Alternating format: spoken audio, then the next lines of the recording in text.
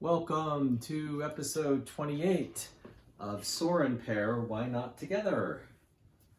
Hi, everybody. Hello. And remember, Soaring Pair is soaring together to explore new adventures while inspiring others to create their own. So, welcome to our lair. This week, we're going to be talking about what to do when life sucks. What? Yeah. Life sucks? Sometimes. Yeah.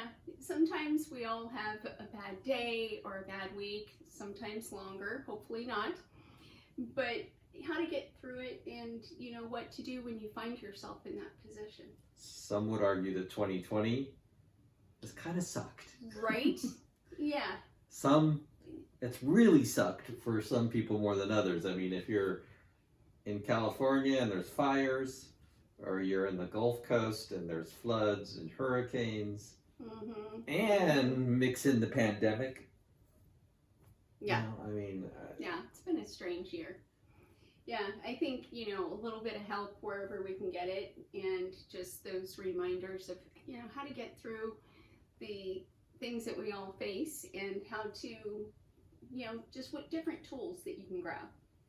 Right, and it's not always a major disaster, right? That right. makes, that is really, when you step back and look at, what's going on in the world and climate change and all that kind of stuff and the divide with politics and everything else, you're like, oh, you get overwhelmed, right? Yeah, it can get to be a lot. But to me, I think what we're talking about is just dealing with the everyday, approach. Right. And some days you just feel like the moment you get up, nothing is going right. Yeah. Yeah. And, you can kind of get stuck in that too. It seems like no matter what you do, any way you turn, you keep hitting that brick wall and then it just builds. Yeah. I stubbed my toe. I, spilled my coffee. Broke my coffee pot. Yeah. That's quite specific, isn't it? I was kind of looking over at her. Yeah. She is so funny because she's the only person I know that can load up like a coffee cup and like 10 things in her arm and a book and a computer, and I think all she needs is one of those things on top of her head to carry everything. Yeah. But that's actually a really good idea. But yeah, it's always a little precarious. I'm trying to, you gotta explain, I'm trying to reduce the trips up and down the stairs. My office is upstairs, and so, yes, that's why. And generally, in the evening when she's coming downstairs, I would advise not to beat the bottom of the stairs because there will be flying pillows. Yeah. That, may or may not hit the husband or the dog. Yeah. Sometimes I throw them over. Sometimes I just kind of kick them down. So, I know we got a little off subject, but but really it's about dealing with those irritating things that happen. The driver that cuts you off, the Starbucks person that gets your drink wrong. Well, yeah, maybe the things that are just everyday occurrences that normally you'd be like, whatever. On those days, it just feels like it's a bigger deal, right? It is, and I think, maintaining a positive attitude, or at least trying to get back to that, when you're just pissed, that's part of what we want to talk about in kind of what we do, what we try to do together and separately, and help each other. But also that long-term burn of, the heaviness that can weigh on you when stress basically starts to overtake everything. The whole weight of the world syndrome. Here we go again, right? Yeah, I have felt that. I think a lot of people have felt that. Everybody's job has changed. Some people are working from home now. Some people, have changed the rules in their business to accommodate everything. And that's a lot of stress. Yeah. Yeah, anytime there's change, some of the stress is the you stress, which is the good stress, and then some of it just isn't. It's the you stress and the me stress. The you right? and the me. I knew you were gonna go there. I knew it. Yeah, she set me up. Mm.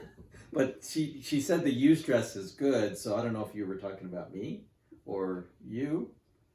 Moving right along. That was getting stressful. Yeah, you're stressing me out. So how do we handle how do we handle the ups and downs of life? Because to me it's not if, it's just it's gonna happen. It's Some when. days are gonna be worse than others. Yeah, it's when. Yeah. Of course. Yeah. Of course. So we have a few things that we have an idea about, and if you want to weigh in, certainly you can comment on the podcast or on our YouTube channel Yeah. and let us know how you deal with stress. We're always open to new ideas, that's for sure. Yes, I remember somebody said, get a punching bag and hang it from your room and just boom, boom, boom, boom, boom. Mm-hmm. That's not necessarily my go-to. Right. Before we get into some of our strategies, what do you do? And then I'll talk about what I do. What do you do? What's like a go-to thing that you do when you're having a bad day? I like to read. I also like to meditate. And sometimes I just like to, work with my plants or cook.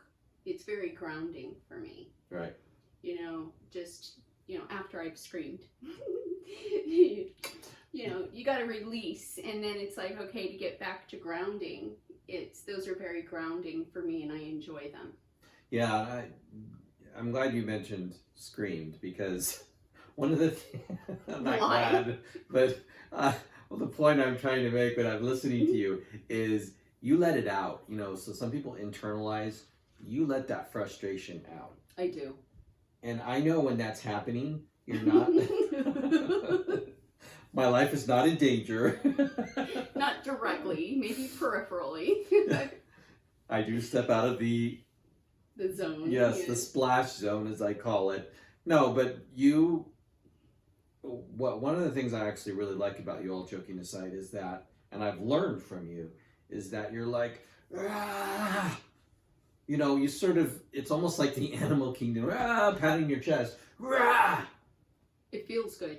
I think it feels really good, because it's just like, I don't want to be biting at you or snarking at the dog or, whatever. It helps to just let out that tribal yell. And once the yelling is over.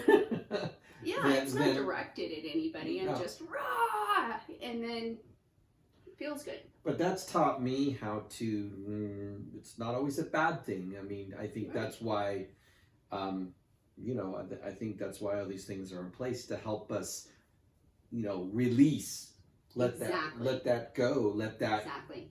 You can't undo the anger you're feeling at the moment, or the frustration, or the, whatever you want to call that emotion. You just can't magically say, oh, I'm going to be fine now. Or, let me just think a positive thought. Right. Please. That's just, now I'm really going to yell. Yeah. No, and the whole tribal yell may not work for everybody. We all have to find what works for us. But, yeah. But to feel that kind of openness and to be able to release that, I think, because what I can honestly say is that you don't hold on to things. It doesn't. Yeah. It doesn't like fester in you, and it doesn't like boil over. True. Rarely. I mean, there's been a few things, but usually we once we talk it out. Mm-hmm. And with me, I tend to go on the, let it simmer. Yeah, the slow burn. Yes. Yeah. And so it's helped me sort of, I don't know if I'm quite the tribal yeller, but it's okay. I'm old yeller, but I'm not the tribal yeller. But it helps me to see that and to say it's okay. It's okay to just go, you've taught me that the F word is very, very... It's therapeutic. Therapeutic. It is. I find it extremely therapeutic. Sometimes nothing else suffices than to just let it fly, because Nothing else fits. And you could use it as an adjective, as a noun, as the beginning of the sentence, as the end, or just right before the thing or person that you're angry at. You know? Exactly. F this, F that, F this, F that. Boom. That's why it's called the F bomb. Exactly. Exactly. But, you know, I think I learned that it really did help. You know, it's kind of funny. You know, I was always told that, you know, swearing is bad. And I there's times that you should be respectful. Absolutely. But there are times where swearing is absolutely appropriate. There's times it's very freeing. Yeah, exactly. I agree. You know, Yes. you're not going to go into church and start throwing F-bombs, but yeah. Unless you disagree with the priest or the... Depends or on the where you go to pastor. church, I guess, right? No, so all those things that's helped me. So, yeah, so I kind of asked you. So I'll say, you know, when I'm stressed, Yeah. I roll into a little fetal position ball and just Whimpers. shake. No, help me, like the fly. Help me. No, I mean, this is going to be obvious for people that know me. Playing the piano Right. is huge. Right. Or listening to music, Mm-hmm. Oh. you know, or just sometimes just driving, Mm-hmm. you know, the driving. I have I some agree with that one. awesome conversations with myself in the car. Do you? Or I will put this little invisible pulpit up there and not necessarily preach, but just be like, this is what's going on, this is what I'm working, this is what I'm feeling, and I just have sometimes I'm like, man, I should have recorded that. That was good. Yeah. But it feels good just to let stuff come out. I think when you know, when you're alone, kind of in your space, and you can just sort of let come out what needs to. Mm-hmm. Good. You That's know? great. So I think that Yeah. Yeah. Sometimes I will write it out too. yes. You know, I've been known to do a burn and release. Right, and maybe we can explain that. So this is some of the strategies that we've kind of drawn from ourselves and also from what we've worked on and done, because stress continues to happen, you know, Right. and it's all about how we deal with it individually and as a couple, because I think a healthy couple is one that says, yes, the stress is here, let's talk about it, let's talk about that elephant in the room. Yeah. That Let's it's not really pretend this isn't happening. I mean, that's just burying the obvious, right? And I think on a regular basis, you and I have that in one way or another. This is really bothering me. Let's talk about it. Right. And we're very fortunate that we're able to sort of, you know, feel comfortable enough. Like I just mentioned in my own car, I feel the same with you. I'm like, okay, I can't stand it anymore. Blah. Mm-hmm. This is bothering me, and I don't know why. Work is just, you know, weighing on me so heavy. I don't know why. I don't know how to let it go. Yeah. Right. I'm just, some days it's, how do I let this go? Or we'll spot it on each other sometimes. Like, okay, what's going on with you? Nothing. Okay, no. What's really going on? Mm-hmm. And we'll dig it out for each other and help each other kind of come to terms so that we can let it go. I Right? think we should market that emotional spot remover from your partner. It's not done yet. Let's remove that Wax on, spot. wax on. Oh, There you that's go. something else. Yeah. Yeah, no, that's yeah, but still, I like that idea. Mhm. That's good. So yeah, it's true. I think we kind of have that. But talk about the burn and release. So we'll talk about some strategies that we've tried Okay. over the years, and some that we maybe Well, could do better a at. lot of people might be familiar with this, but a burn and release is, just sitting down and journaling, writing out it's just a letter to yourself, or just a letter to yourself, just writing it out, whatever it is that you're going through, letting it just flow through. And it's not for anybody to see or read, unless you want to read it again, but I don't usually even read it again. It's just getting it out and then I'll take it outside and burn it. And it's just symbolic and therapeutic about just letting it go. It goes up in smoke and it feels good. Right. It's something that we started New Year's Eve several years ago in Right. terms of letting the year go, and then also using that strategy with these are the goals I have, or this is what we want to do this coming Setting year. your intentions. Yeah. You know, going out to our fire pit and out in the, you know, I think we did it this last year in Patagonia, where it was really cold. It was like 32 degrees outside. Yes, it was. But we went out there and bundled up Every year. and did that burn, and it felt good. But you don't have to wait for New Year's. It can be something when you need to release stress, right? Right. Right. Yeah. And it's, you know, it's a safe place because, you know, it's not like you have to worry about anybody reading it or, you know, hurting anybody's feelings, getting these things out. It's not meant for that. It's meant for just you therapeutically getting it out and letting it go. And we've talked about it before, like you know, when we talked about emotions, like a pressure cooker. So unless there's a valve to release it, Mm-hmm. you'd rather release it this way than release it with At someone. yes, either at somebody or with a health event. Right. Exactly. You know, because Yeah, sometimes 'cause- you know you can only take so much. Mm-hmm. Your blood pressure goes up and all that. But some other strategy. So that's one strategy that we've used. Another one is breathing. Mm-hmm. Yes. And of course, we all breathe, right? So What a great idea, Jim. So my advice is keep breathing. Keep breathing. Why didn't I think of that? So, well, what kind of breathing are we talking about? There's a breathing technique that we learned. I don't remember who we heard this from, but it's called the 4-7-8 technique. And what that is when you take the deep belly breath, you're filling your whole trunk up to the shoulders, and you take this deep belly breath all the way in, and then you hold it for 7 seconds, and you're releasing for 8. So 4 seconds to breathe it in. Yes, 4 seconds to breathe it in through the nose, out through the mouth. So it's, and then you hold it for 7, and then you're exhaling longer, so it's for 8. So it's really letting it all out. And you do that 3 times. You get a little lightheaded, everything feels tingly, and you just feel better, and you're clearer. You end up with a clearer head.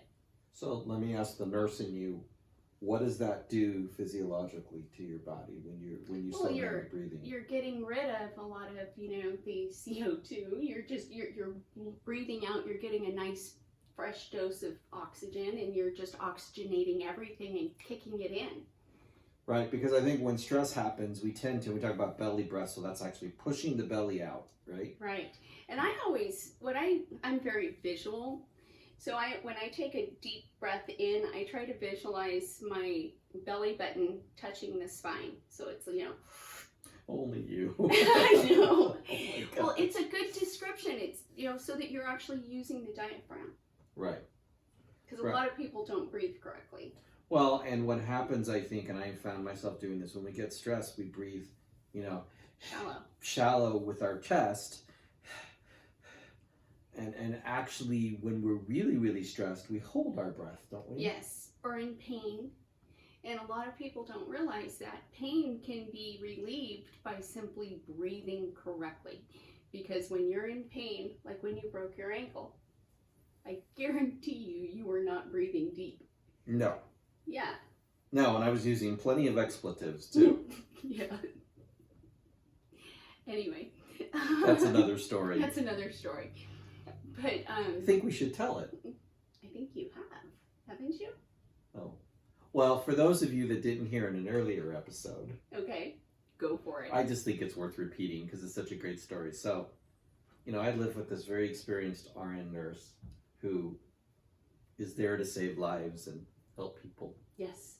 And we're on our last day of our bed and breakfast adventure, getting ready to go see Kartchner Caverns in Southern Arizona. And Sandy and I have cleaned up the bed and breakfast we spent 4 days in. I loaded everything in the car, and I grabbed the keys, And I go outside, and she's inside just finishing up, making sure we didn't leave anything. I have hiking boots on. I slip on this one piece of railroad tie that had a little ice on it. I hit the ground very hard. I ended up breaking my ankle, right? So I'm on the ground writhing in pain. Sounds are coming out of me that have probably I'm never... already giggling. That's horrible. I know. Sounds are coming out of me that have never come out of my mouth because I never broke a bone. Oh my God. Oh. Nobody's coming out. So I get up on my knees because I can't stand up. And I crawl toward the window. And there's a little ledge there. And I sit right by the window. And I'm moaning. Like this. So she's laughing, okay? She's laughing because she thinks the sounds I'm making are the old couple next door having morning sex. 8 o'clock in the morning. It So- it sounded pretty wild. She You have never to- she never came out. I had to hop to the door. I'm like, Jim, you gotta hear this right on. And I showed her the ankle, and then of course she went into nurse mode. But I always have to give her a hard time about that. Yeah. Needless to say, squirrel, I was not breathing. I was not breathing deeply. Honestly, what helped me with that, after we took my boot off and had to drive almost 2 hours to the emergency room because we were in the middle of nowhere, was staying calm. Yeah. Interjecting laughter wherever I could.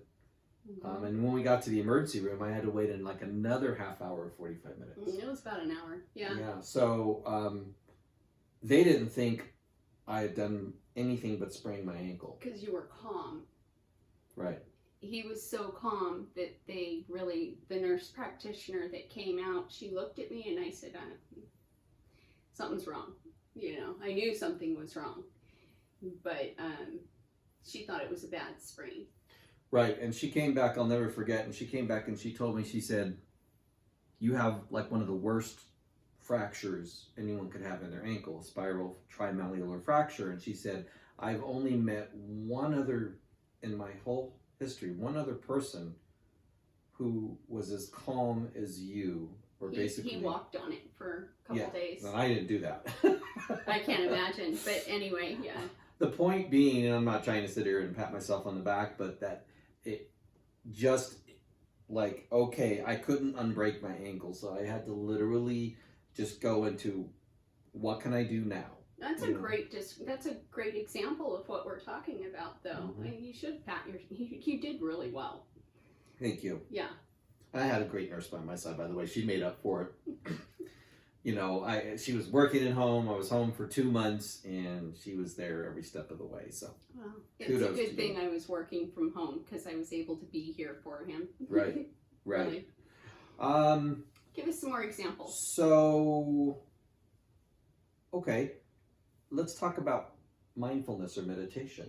I love that. Yeah. Yeah, and that's something that both of us do almost on a daily basis. I would say lately I've been on a daily basis. Yeah, me too.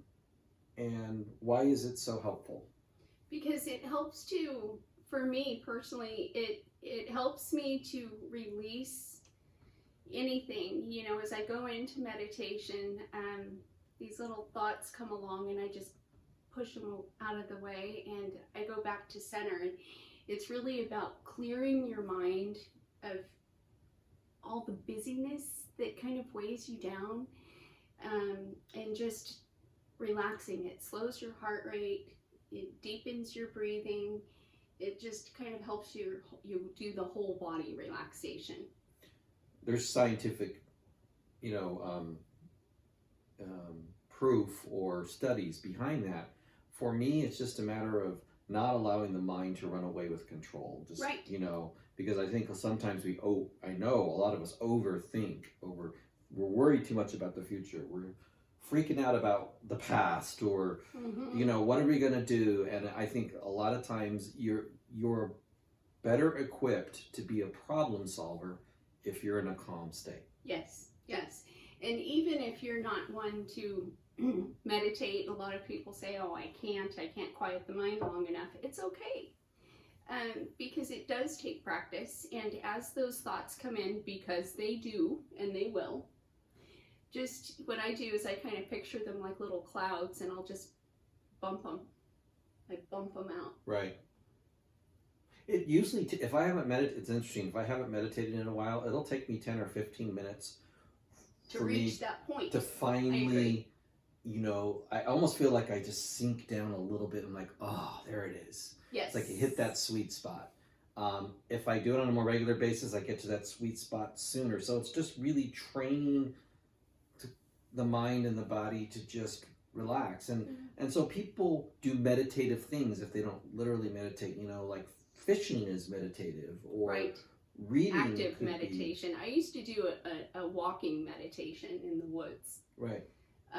When I lived near the woods, I would go out into the woods every day and walk, and it was my walking meditation. It was very conscious and grounding, and just that's where I let everything go.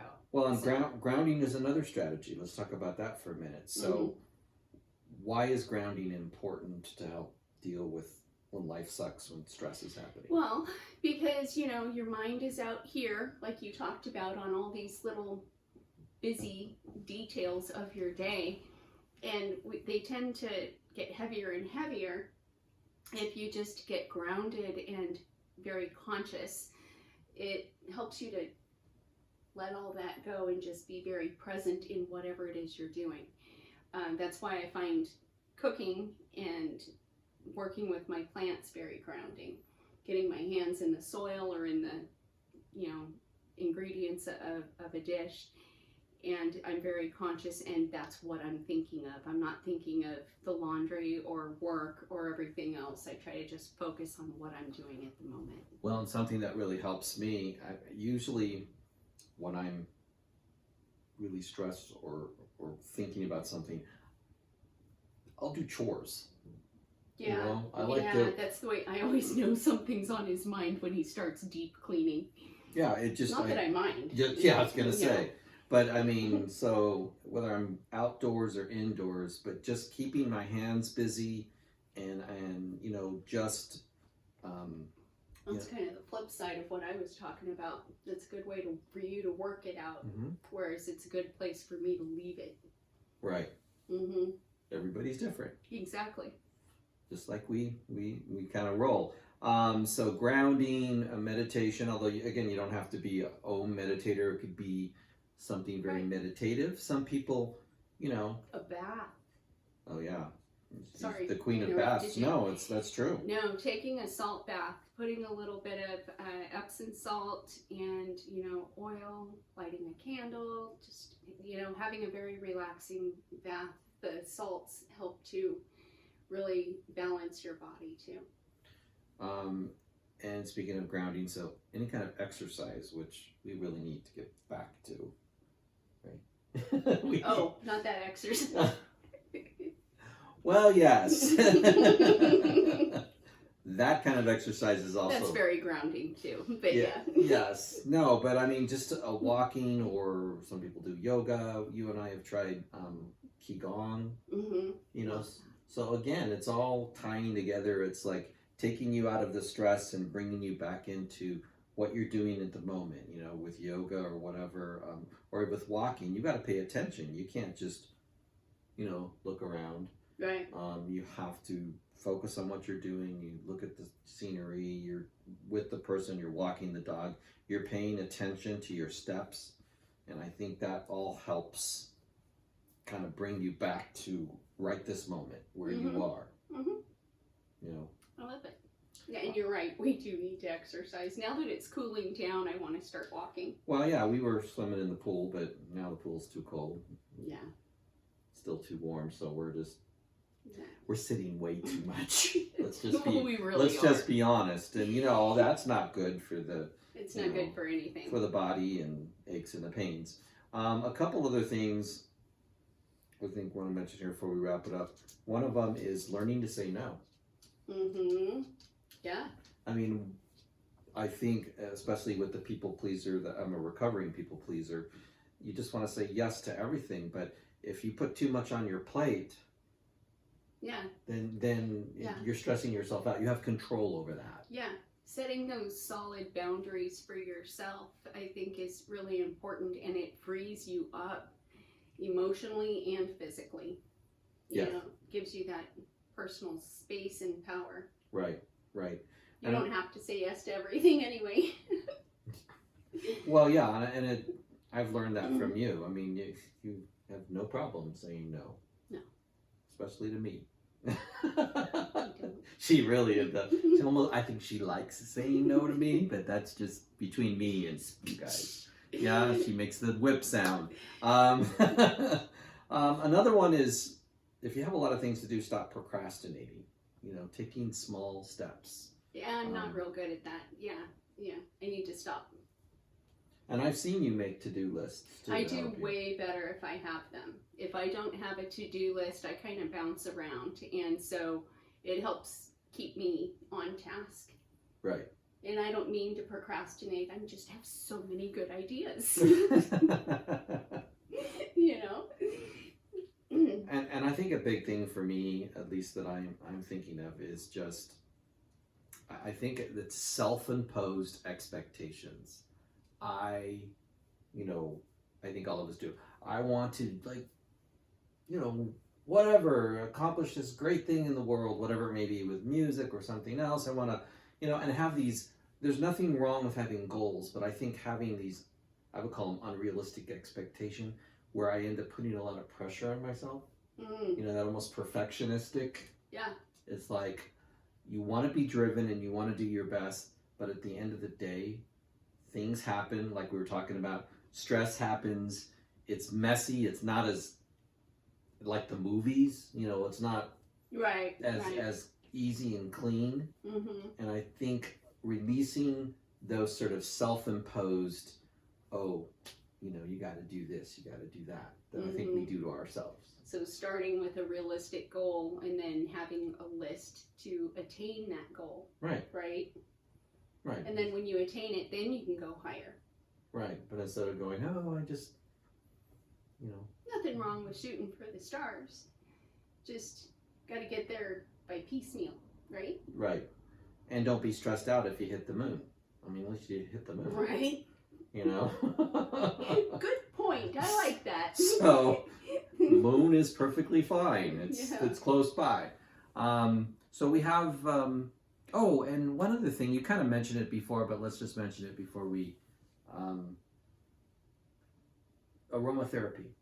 Oh, yes. It really does help the body, doesn't it? Yes, it does. And this is something I also offer with my work, but I do it every day in my office. I have the diffuser going, and I'll put different scents in there for different things I'm working on. If I'm feeling very stressed, then I'll do a little bit of peppermint and lavender, and it just helps clear the head. Rosemary is great for memory. Orange oil, just, it depends, there's all kinds of information online. You can use whatever it is that you're looking for, and it really helps to relax you and set a different tone. Right. And you can put it in your bath too, or on your pillow. Yeah, so essential oils or diffusers or candles. Right. Engage the sense of smell to kind of help. Again, that's another way Exactly. to calm, Yeah. cool your jets. Cool your jets. Exactly. It's a great way to engage all the senses, as many ways as you can to create that space for yourself is huge. It is huge. And another thing too, I think you and I try to practice is gratitude. Instead of, looking at that glass half empty, be grateful for, okay, I'm stressing out in my job. I have a job. I have a job. Yeah. Right.